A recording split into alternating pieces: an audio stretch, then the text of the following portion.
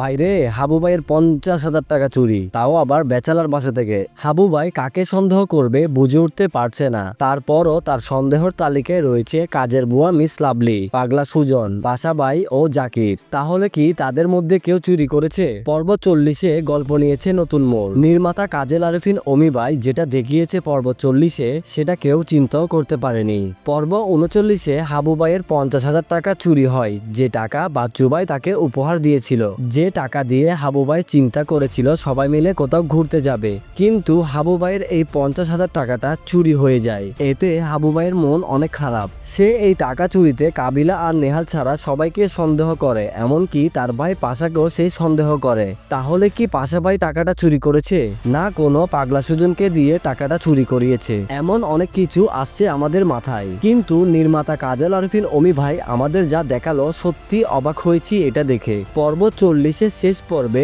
দেখানো হয়েছে নিহাল লুকিয়ে হাবুর কাপড় রাখার ট্রাঙ্কে চুরি হওয়া 50,000 টাকা রাখে। এখন আমাদের সবার মনে প্রশ্ন, এই টাকাটা কি তাহলে নেহালে চুরি করলো, নাকি পাগলা সুজন, মিস লাভলি, জাকির অথবা পাশা ভাই নিহালকে টাকাটা দেয় রাখার জন্য?